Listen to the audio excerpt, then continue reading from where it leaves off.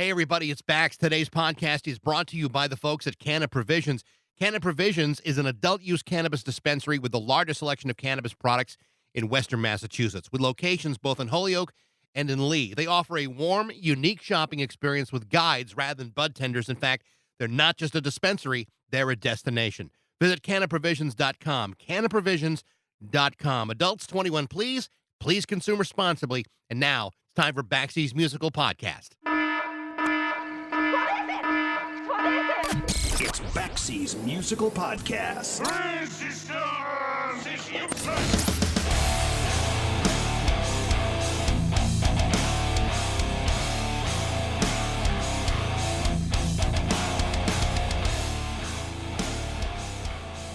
When the Beatles released 3 albums in 1964, people thought, hey, you know what?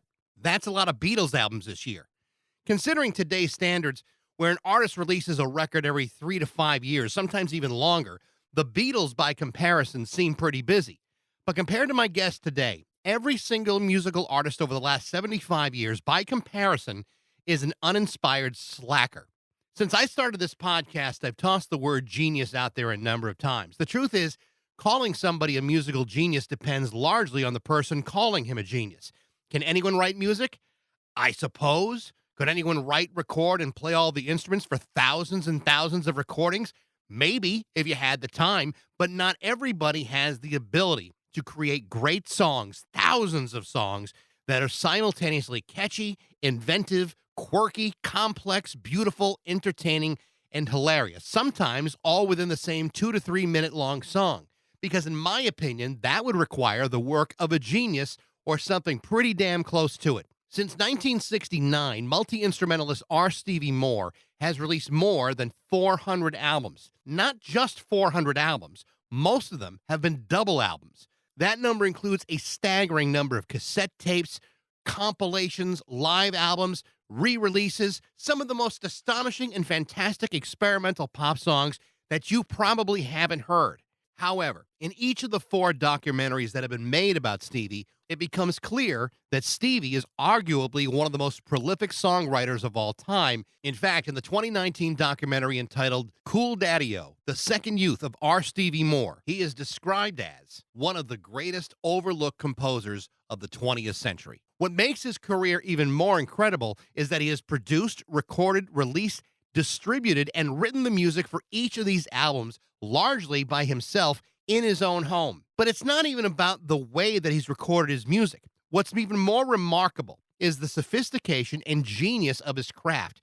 These are songs with twists and turns and chord structures and melodies of a man who knows exactly what he's doing, and he's been doing it by tapping into what seems like a bottomless well of creative reserve while refusing to be compromised by an industry which rejects that kind of experimentation and artistic productivity. Don't believe me? Listen to his 1976 album, Phonography, with songs like Goodbye Piano, or I Wish I Could Sing, or my favorite, Why Should I Love You? Or listen to his 1986 compilation, Glad Music, with songs like Pop Music, or I Like to Stay Home, or Part of the Problem, and hundreds of others. And by doing so, you realize this isn't just some sort of strange guy in Memphis, Tennessee. This is an extraordinarily talented innovator who has used everything he can as a source of musical inspiration. So today, it is my absolute joy to welcome my guest, the brilliant Stevie Moore, on Baxy's Musical Podcast.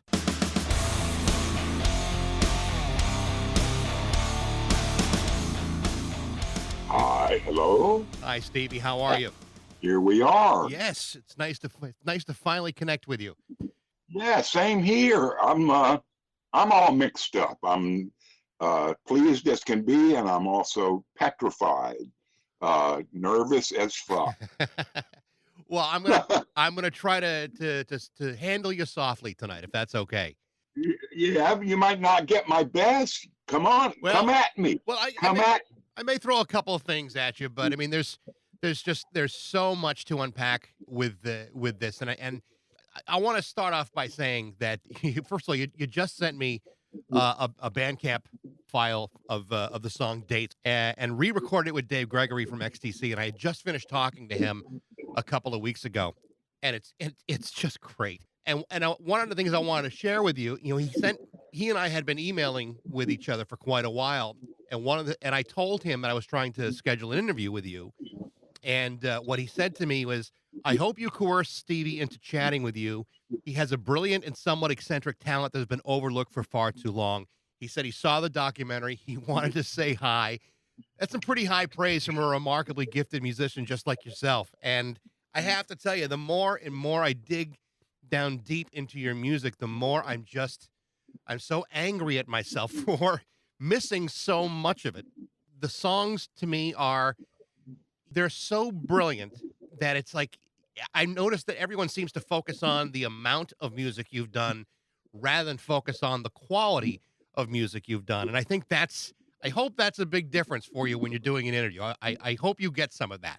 Well, of course, obviously that's the ultimate for me because that's what matters. And and a lot of times it backfires, and it's like shooting myself in the foot by releasing so much over my lifetime. And forever, it's always been a thing where people, that the man needs an editor. That whole thing, and I agree, and I also think, shut up. You don't know what it is. I can only do what I do. Sure, there's a gift of knowing where to draw the line, but for me, no, I don't draw the line. Okay, if you need somebody to draw the line, Google it. Find a musician who draws the line. Right. This is the ultimate thing about home recording. You're not really supposed to ruin your chances by sending out the substandard stuff, but that's what I do. Take it or leave it. But even the substandard stuff, that's really a matter of your own interpretation. I mean, I see even the most experimental pieces that you've recorded and distributed. I mean, I see value in it. One, there's a great sense of humor to it, which reminds me of, in some ways, Frank Zappa, some way of Captain Beefheart, of other things. But on the other hand, to me, it's some of the most interesting stuff you've recorded. I mean, I've been a radio guy for the last 36 years, and I know. I can tell that. Well, I mean, to me, my whole career has been based on mistakes too. But the mistakes, it's kind of like jazz. It's like, there are no wrong notes. It all depends on what comes after it. And I find that to be entirely true of even the most, dissonant recordings you do, that there are no accidents. It's part of what makes everything so interesting. Right. And again, when you enter the haunted house, it says right there at the front door that you're not going to be able to handle the quantity. It's overwhelmed. That's my middle name. Yeah. Overwhelmed. You mentioned about had you gone down a more traditional path, signed a record contract with a major label and started to release songs. There's no record label in the world that would allow you to record more than an album every 2 or 3 years, which would pretty much take a guy like you who's trying to reach into this generous wealth of creativity and innovation and stifle it just based on their own business model. I don't think a guy like you could have survived in that, even though I think you have world-class songwriting talents. I appreciate that. And again, I've always talked about the thing that all artists have demos. There's the word demos, it's essential to have demos, to work on your craft and get better, and then of course we've gone through things where, oh, have you heard the demo? It's even better. There's things that he did in the demo that they ended up not doing on the album version, blah, blah, blah. But for me, I've always hated that because, what makes a demo? Back in the days when we had all Beatles stuff, we needed more. And even the bad quality pressings with tape noise, that didn't bother us. We never thought, I just can't listen to this. No. It was John Lennon in the background, So, and again, so that just shows we're also spoiled by entertainment, and showbiz, everything's so polished. So anyway, but this is really old hat for me, when I'm still doing new interviews. And let's not forget the newbies, and that's important. People that are just now discovering with what I've done since the 70s. And I'm not doing so well nowadays because that's what happens with old age. Right. And it's a crazy thing because I've retired, and I sort of made a big announcement on my website on December 31st, 2019, which was only 3 months from the pandemic, Yeah. and I had no idea about that, but I made a funny announcement. No more interviews. I said interviews. No more performance. No, no more songwriting. No more rehearsals. Yeah, all of the things. It's okay. This is where it stops. You know, Go to Bandcamp, and there's a huge show waiting for you there. Well, And I noticed that because when I noticed that I did know about the announcement of your retirement. But I also noticed there have been, 6 projects released on Bandcamp since the first of the year. And here you are for whatever reason doing an interview with me. And, yeah, I'm honored, frankly, that you've agreed to do it, but you've retired, but it's not like you're complacent. It's not like you're not doing anything. You're yeah, clearly doing something. it's mainly caused by health issues, and I'm fed up with the apathy and indifference with my concept of success, which is mail order. And that's what Bandcamp Friday was huge 2 days ago. It's really bigger than ever, and I'm happy with that. I do miss the old youthful things of 2011 to 2014. I was around the world, never had toured before, never really had a solid band and a van. And we were in Europe and West Coast, Mexico City. I even went to Moscow for fucking one-off show. We played that's 2013. Yeah. That was the same month. That was the same month that I played Mexico City. Another one-off. No tour, to promote films, and that's another chapter. Me and my stupid documentary films, of which there are 4 or 5. That's where the retirement comes in. Yeah. Like I say, and what I miss more than anything, I have terrible arthritis in my hands, and I can't play like I used to. So what am I supposed to do? I laugh at myself, and I listen to the old stuff from 30, 40 years ago. I'm trying to practice and get back into it, and even I got young fans that are asking me tabs and chords, as young musicians do, and I can hardly even remember or even tell them what they are. But one guy out of nowhere got so into a song that's one of my favorites of mine, and I had to grab the guitar and think, wow, now this really makes me want to get back, because that's what my fingers create, these chord progressions, and that's sort of what you hear in my music is chord progressions and counter melodies and the arrangement qualities of stop start and loud soft and all of that stuff. I mean, it's always what I've been into. But the retirement thing was a silly defiance. I was trying to be defiant, and Right. I'm not sure it doesn't matter if it accomplishes anything, but it reminded me I had to quit touring in 2015 because I needed hip surgery because of bad arthritis, and they wanted me to keep going. And a lot of my I even say it in the documentary, like it's really a shame because all of a sudden my career seems to be starting to take off a little late in life, little too late. I finally had to tell my booking agents, stop booking me. Right. Stop, because you have to do festivals and shit like that a year in advance. So I said, stop doing it. Let's wait and see. And I never came back to it. It was too much work. And my band members were all in their 20s. And we were having a blast, but I just couldn't do it any longer. It's just like a script. It's a perfect script for a movie. This old guy becomes a rock and roll star in his wheelchair. I was watching the documentary Cool Daddy-O. There's a couple of things that I thought were really interesting. It was mentioned in that film that you may be the greatest overlooked composer of the 20th century. Yeah. When I listen to your music and dig deeper, and even the times when you are either re-recording the music or re-releasing the music, and I'm listening to what you're doing, these are complex songs. I mean, you talk about, the chord progressions that you're choosing.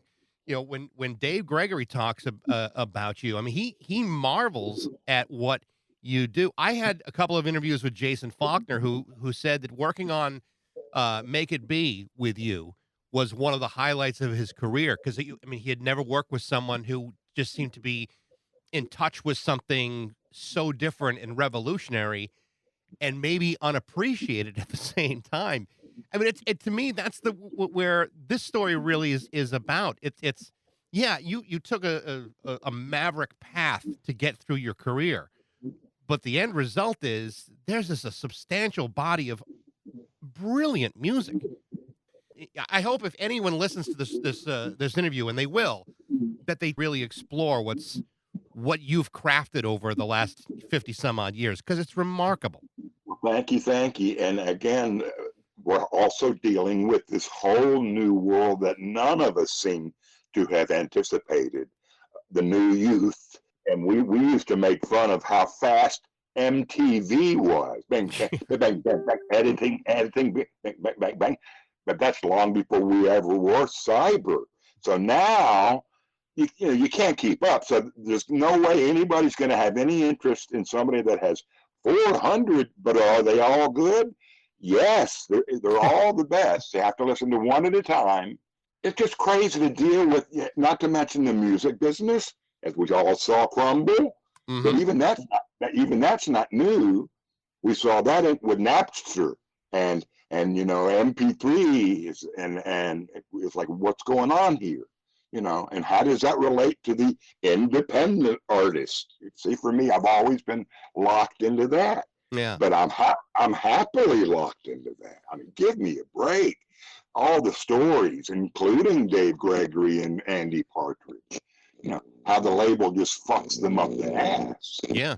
That's Hollywood. They're supposed to. You're supposed to know that when you sign the paper, But like you said, there's a lot more guys doing it independently. I mean, now than ever before, and Yep, the pandemic forced the hand of a lot of people too, where yep, they couldn't get bands together, and they had to share MP3s and files, and you have somebody have a home version of Pro Tools to put it all together, and they did it. I yeah. mean, and there's a lot of artists that did it that way during the pandemic, and that's how they survived. And so often I am recognized as a reference point more than for any certain song or my music itself or phonography, the legendary first album, blah blah blah.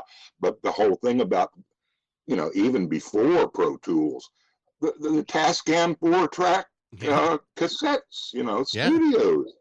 Everybody get their own studios, and that's sort of what happened with the lo-fi thing. And I continue to this day try to downplay, stop saying lo-fi. It's DIY Yeah. fi. Yeah. Because it doesn't matter how many overdubs you put on it, or if you leave it with vocal and guitar and a little echo. There's a million options. We all know that. And we don't have to sound like 48 channel studios. When you started distributing stuff, you were doing it by mail, largely on cassette. And what you were doing at the time, and I don't know if you realize what you had done, but basically you were creating, one of the first social medias in a way because That's right. That's right. yeah, I mean, really, that's what you had done. And I mean, you had fans that were constantly asking for more things, telling you what they wanted to receive, and you were in a way you were pre-Amazon and pre-Facebook all at the same time. So good on you. That's great. Appreciate it. Yeah, Yeah. exactly. One of the first things I remember, I was real slow to get into computers and the web and all that for me, or for just this for anything. A lot of people were. I mean, I had a girlfriend who used a computer at work. I'm sure that's a common story with a lot of people that we didn't have one at home, but the girlfriend that works there knows so much stuff that I have no idea about. And of course, I was even negative about it. I don't want him to know. But the whole thing about is when Apple came out, Apple and the I don't what a way to release music through it being on iTunes. That's what I'm trying to say. Yeah, Yeah. iTunes. Early 2000s is what I'm thinking about. But even at that point, I left it at home. It was still at home. I wasn't really sending out files. Nobody could really do that quite yet. A large zip file that makes their email break down and stuff like that. But then the Bandcamp I think one of the first ones was Reverb Nation, and I used to laugh about that because that's where all the kids were going with their home cassettes. And I don't know why. I did open an account, didn't stay very long, and it's been a while, and it's taken a while for Bandcamp to really. I mean, they've been around a while and they've been helpful for me, but now it's huge, and especially for somebody like me who, my story, overkill. I love it. I love all that overwhelm thing. Do you dare? I mean, that's what they say about Zappa, and Beatles and all of it. Obviously, your dad was a tremendous musician. Played bass for Elvis and Orbison and Sinatra and Bob Dylan, and did I don't think it was something like 12,000 different sessions. Obviously he's not as home as anyone probably would have liked because he's on the road most of the time. But at what point in your life do you say, I not only want to be a musician, but I might actually be really good at it? I mean, was there a moment where you said, this is exactly what I want to do? High school days. It was that early in school days, and I had buddies that played, and we all grew up with a brand new Beatles single just came out yesterday. I mean, it's incredible to look back and at how we were living music. But anyone will tell you I was always a bit ahead of the curve, and it was ears. And guess what? Of all things, I attribute those ears to my late father, because the whole personal story is boring and horrific about how we did not like each other. We never talked hardly. We didn't know each other. And he just passed away last year. It's crazy. But and I used to bring my dad up in interviews. Wouldn't you? Obviously I did. Sure. And my friends at some point my friends started saying, Stop mentioning your dad, because it's about you, because he's not you at all, Yeah. And yet I am him as far as the big hands, bass playing hands, and the ears. He could pick up something within microseconds, and not just something that's slightly out of tune, but he would hear like what I was saying, the counter melodies and things like that. What works harmonically, it's complicated, but it's also Right. simplified complication. That was a good. I should write that one down. You should write that. Definitely write that one down. Oh, I've already lost it, Mike. I have been diagnosed with slight dementia, and boy, you talk about a fucking scare. So that's what's happening with older age, and I'm on some medication, doped up all day, every day. Not to mention the physical problems, but to all of a sudden have alarming memory loss. I walked in this room and I forget why I walked in here, and I'll turn right back around to the other room and it'll come back to me. Oh, I know why I was looking for that. Well, and it's hilarious, but it's fucking sad and tragic. And I'm having cousins that are going through the same thing. Oh, you got that too? Yeah. And I'll say, got what? I will text you exactly what that term was, and so you'll have it written down. So I promise I'll bring it back to you. Next album title. Next album. Okay. So I mean, Complicated Simplicity, or the other way around. Let me I think that's it. let me ask you this because I'm fascinated by the creative process and how people come to it. I interviewed Andy Partridge over a year ago, and we talked about how he has the same thing called synesthesia. Brian Wilson has it, where you basically take one of your senses and it interprets like music into a color or a number or whatever it may be.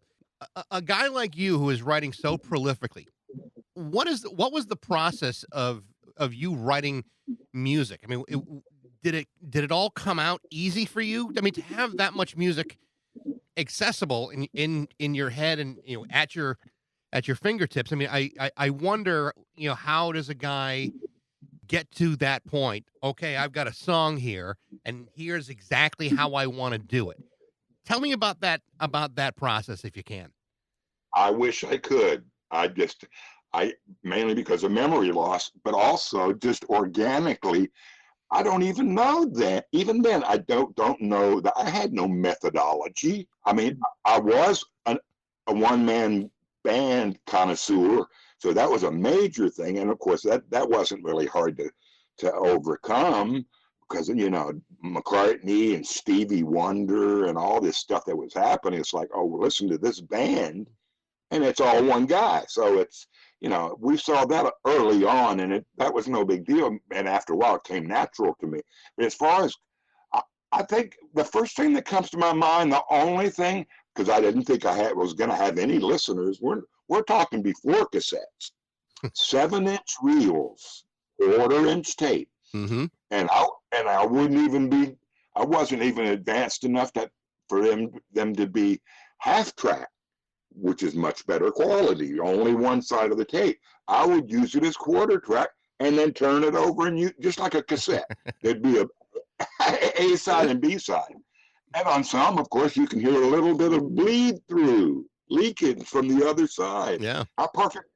That certainly wasn't planned, but that was just my poverty and all that. But again, that's if there's one thing that comes to mind, wasn't trying to write a song, it was trying to fill up this side of the tape. And that's how my original albums from the 70s Nashville came about, because I would be recording things but not rearranging them in sequence.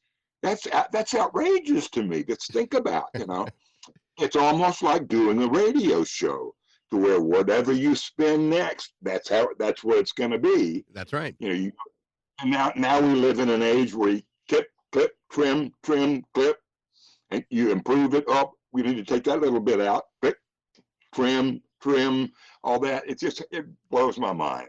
But that doesn't explain how did I write those songs? I have no idea. And I've always been a musicologist and a huge record collector, and knew, mainly through our friends the Beatles, to have a brash sounding rocker, and then it stops, and then comes in the most softest George Harrison song. And that was sort of my big influence, was diversity. Yeah. I continue to this day. It's one thing to have the habit, the talent, and the accomplishment of knowing how to write songs and arrange verse, chorus, modulate to another key. All that stuff, again, that comes from my dad, I think, because I didn't take much music schooling. I took piano lessons, didn't like it much, but they turned out to be very helpful. But I never sat around with my dad talking music, jamming music. It's crazy. And that made me an isolated. All of these things really helped me to become who I am. The hermit. You bring up the musical diversity, and it's pretty evident in what you record. I mean, there's some songs that are gospel, there's some that have jazz chords in it. You've done a couple of albums of the Beatles. You recorded a cover by Sparks. Yeah, you talked about Killing Joke in the documentary. I mean, it's a pretty. I mean, when you're talking about diversity of your musical taste, I mean, you're not bullshitting around. I mean, that's pretty broad, and even that's only scratching the surface of what you appreciate and what you listen to.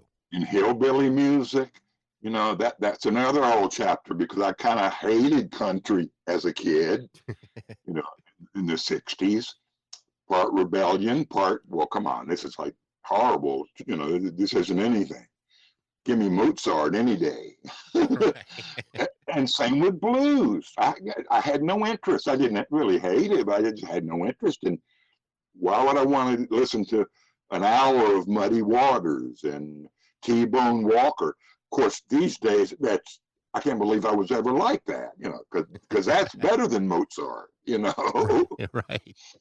And same with hillbilly, you know, having to leave Nashville and the cowboy gray hairdo, the hair. There was hair metal and there was hair country in the 90s and stuff. One of the things that I do want to talk about specific songs, and maybe your memory isn't quite ready for some of these questions, but one of the songs that I really have fallen in love with is "Why Should I Love You," and the early version is great, but the version that was redone on Glad Music, I think was phenomenal. When you decide to redo a song, and in this case, you've recorded it first in 1976 and again 10 years later. What is it about certain songs that make you say, I want to try that again? I'm not sure. I mean, I couldn't pinpoint that specifically to "Why Should I Love You," but my whole career has been kind of like that, just to try to improve it. And because, you know, obviously with the better quality, you're going to get more listeners and Yeah. more people that like it, because some of that stuff is muddy. And of course, I love shit like that. I mean, early, yeah. Because back then I had no multi-track. Imagine that. I was using tape decks, but bouncing reel to the next reel, back to the other reel. I'm just copying. And they say you can't do that. And I did. 8 overdubs, 10 overdubs. It's like, wait a minute. Just, you know, mic line mixing is how I did it. You know, you put one deck into the back of the second deck and at the same time have a mic in front. And I got really good. I really got really good at that. I couldn't believe it. How did I do this? You know, and one way to make that work, to be a little techie, but it's not much, is that when you go on to that next overdub and whatever you're going in the back of the tape deck with, keep that low. You have to keep that low, and then or wait a minute, I got it wrong. Total opposite. It's dimension. It's just dimension. No, you keep the one going, the basic track, keep that high volume so that your new overdub will fit in, because there's no going back and mixing it. See, that's the thing. So all phonography, all that stuff is done like that. I would do drums last. How weird is that? That had to be really challenging to sync everything up like that. Kinda. Yeah. That had to be the most challenging thing of all is having some sort of synchronization. Yeah, but again, I was so lackluster with perfection. For me, was always, that's good enough. Next song, you know, and that's how I worked for decades. That's why 400 albums. You're right. But a great example of that, and this is maybe one of my favorite, Stevie Moore moments, is "Goodbye Piano." There's a part in the song where you bump into the microphone, you're singing in a falsetto, and you come out of the falsetto and say, "Oh, sorry." Any artist in the world would have either redone the song or removed that. To me, that's my favorite part of the song. It makes me smile every single time. Because to me, like I talked about before, in radio, when I first started, our mistakes were some of the best things we ever did. The things that took us off track were the things that people most appreciated, because it was it's totally human. Exactly. And to me, it's, the kind of thing I could see a guy in a studio doing it, but I can also see a producer say, okay, cut 2. And that would be lost forever. And I'm glad you didn't do it that way, because I think it's one of your finest moments. Right. And of course, that's one of the most popular songs for decades. Yeah. The Residents wrote me a letter. Did you see that? The Residents themselves got my original 4 from phonography, and they wrote me a letter before anybody knew who the Residents were. 78 or so. Wow. Goodbye Piano makes me want to tear my hair out, and I never tear my hair out. I'll send it to you. It's all online. Yeah, And of course, you've seen all of my archiving right there on the World Wide Web. And I've been having a blast with that for about 20 years. And you got a lot of dickheads that are always saying, you should see his website. It's like, tripod era, angel fire with funny little gifts in the corner, and just making fun of it. it's hard for me to diminish what you do because, I mean, I do a single radio show a day. That's really it. That's all I do. And, once it's done, it's done. Maybe it's saved in a podcast, but maybe it's not. And, a good part of my career has never been, recorded and kept, and that's fine. But a guy like Yeah. you to have done it all by yourself with, some assistance here or there, maybe not. And then to produce this kind of work. And then, when you have a band like the Residents, a very obscure, very experimental band citing you as an influence. I Yeah. mean, And that can only be because of that strange lead vocal, I guess. yeah, because yeah. that's what they were doing. Yeah. It's like children's music. Yeah. So, Before I forget, by the way, you got a fantastic radio voice. oh, thank you. Thank you. Well, Almost as good as mine. WRSM Jazz 88. now, but you were in radio for a good long time, right? Yeah, WFMU Yeah. in Jersey. That's another part of the story. I fled Nashville because I couldn't take the ignorance in the country southern boogie rock, And I had an uncle who got me a job at Sam Goody's in North New Jersey, and I lived up there fucking 34 years. And so much happened there, good and bad. But that's right, and I did, that was college radio, which is still going well. Mm-hmm. But back then, it was a fantastic gift. It was so Art Stevie Moore-like because it was truly free form. It's always claimed to be, but you listen to it now, and it's all just block programming. People Sure. trying to act experimental. But back then, man, we would play a Wagner symphony on top of Sex Pistols, and Right. we would just be nonstop. A lot of spoken word things that became really underground popular back then. Steve Fisk, Plunderphonics, just and that's ironically that's all I do now. Here I'm talking about retiring, and you mentioned you noticed, well, you got 6 new albums out. My new music making is all sitting at a desktop computer having fun layering shit. You sent me some files from Bandcamp, and you said you're gonna hate this, but I didn't, because to me there was a lot of Beefheart sounding to it. I mean, it sounded like if Beefheart, if Captain Beefheart had an electronic voice recorder, this is what he would have done. The spoken word. Yeah. Okay, well, what that is text to speech. You can feed text into a program, and it'll talk it. It'll speak out. You can change voices and speed and all that, but it's just nonsense. And then I went and edited the hell out of it and had all different things with lots of edits. I wasn't sure if you meant Beefheart because it's all spoken word. A lot of people can't even listen to it. I shouldn't have said you'll hate it. What I have been telling people is it's unlistenable, which is even worse. That's worse than hating it. Well, you did bring it back. I mean, the last song on that record was you and Jason Faulkner. So to me, everything is forgiven at that point. Unbelievable. You know so much about me. It's fantastic because that was just stuck on there without any purpose. It's needed a place to put it. Alternate take, I think. Well, I have to say, Stevie, and I don't really mean to be just blowing smoke up your ass, but I mean, I'm just going to do it anyway. I've been doing this podcast since the beginning of the pandemic. I've had, pretty good success getting a lot of, real good guests, and I've been very proud of what we've been able to do. But in all of that time, I don't think I've had more fun researching someone's career like I've had with yours. And I've talked to people that have had, 25, 30 records, and, it's like, oh my gosh, you've released so much. And then, and then all of a sudden here's, Stevie Moore, and I'm going, holy shit, here I am at one point surprised that Sparks had 26 records, and you've got substantially more than that. And it's like there's genius to go around.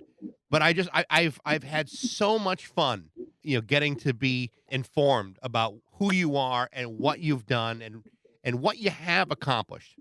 In spite of the fact that not enough people are aware of who you are or what you have done. I'm blown away with everything I've heard. Well, big hugs to you. I mean, and again, part of that, all that you can imagine, and I'm sure you can even hear it in my music, or just sense the fact that it's driving me nuts that I can't get a Rolling Stone story or anything like that. It's always the struggle has been so ridiculous. Today, I met him once. I think he's a fan, Kurt Vile. He's huge now. Mm-hmm. And I saw just a little, I don't know, a TikTok or something like that. But he's talking, and just the fact that he's so huge, and I don't dislike his music. I don't like his music. He's a personality. There are worse indie artists, but I'm just going through the problem of why I can't, and that's why podcasts like these help. But I've had 50 years of it, and I just can't get. The best thing that happened, I was a Wire cover story. Wire UK. Yep. 2012. I'll send you a copy. I have a box full of issues. But it was brilliant. But it's such heartbreaking because I'm always telling people that's my first, only, and last magazine cover. I've just not been able to get anybody to cover it. You talk about underground, nobody comes close. And I try to control my ego and my narcissism, but give me a break. I need the hype. Yeah, I need. It's a human problem. I mean, you've done all this work, and everybody, who doesn't want the validation? And and people pay big bucks for advertising, and just to push, and put this there, make sure this gets seen in there, and I don't do any of that. But when I tweet something, I'll get 5 likes, and then somebody else will get 176. But and it's just, I can't go by that. I know it's just numbers. It's numbers, and also there's an algorithm that Facebook uses to almost squash any certain levels of public promotion. But nevertheless, even though you've created this substantial body of work, and you may not have gotten the credit that you deserved for it, I think in many ways you were true to yourself and right to not go down traditional paths, because I don't think there's a chance in hell that you would have been able to improve as a songwriter, as an arranger, as a composer. I don't think you would have been given the chance, and I think you probably would have been pushed down to even deeper obscurity had you gone down that road. I don't think that would have been a proper place for you. I think a broader approach, which is what you took, may not have been the most financially rewarding way of doing it, but on an artistic level, I don't know how it could have served you better. Yeah, you're right. And again, it's a word of mouth thing. Like I told you early on tonight, that people recognize my name as being a reference more than they know, why should I love you? So, yeah. But that shouldn't be the case. I mean, I should have a little bit more validation, as the word you used. And that's really what it's about, And the people that you do find, like Dave Gregory, will totally agree and scratch his head saying, I don't know why. There's a problem. He should be huge, and not on the charts, or not even on the fucking magazine covers, But it's just got to be part of that. And thankfully, the whole cassette culture thing often mentions my name. But as you say, they don't mention the songs. They mention the DIY-fi, One of my biggest problems, and I have admitted this time and time again, is I have a tendency to, when I discover music that I like, I have this compulsion where I need to own all of it. And if my wife saw me walk into the house with 400 records, she'd shoot me dead. and I can't say I'd blame her. I- she would blow a gasket if I walked into the house with that much music. But Same here. yeah. And of course, in my career too, as you know, there's tons of compilations, the best of, the greatest golden hits of. I mean, there's just so many compilations, and then you'll have the fans that'll say, "Well, forget those things. Go to the original tapes. His original home releases." So, but like I said, the man needs an editor, and it ain't my job. I don't care who thinks what is best. I have to tell you, Stevie, this has been a real pleasure to talk to you. I hope we get a chance to do it again at some point because I mean it's been a lot of fun, and like I said, this has been a real joy getting to know your work. It really has. You too. And I feel we're close friends now, man, because I know where you're coming from. You get me. I totally do. That's what I say to people. People either get me or they don't. You can't really explain why. It's not really rocket science. Before I go, what have you been listening to lately, Stevie? Wet leg. I know. I wasn't going to hit you. I told you I was not going to hit you with anything real hard. So Wet leg. Yeah. I love wet leg. Wet leg is great. They are great. Have you heard?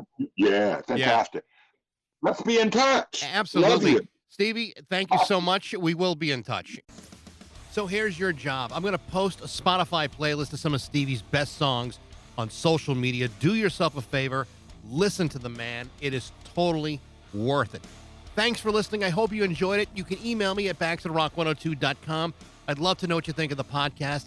Thanks again to Canna Provisions for their support, and you can support them at cannaprovisions.com. Thanks again for listening to Baxy's Musical Podcast.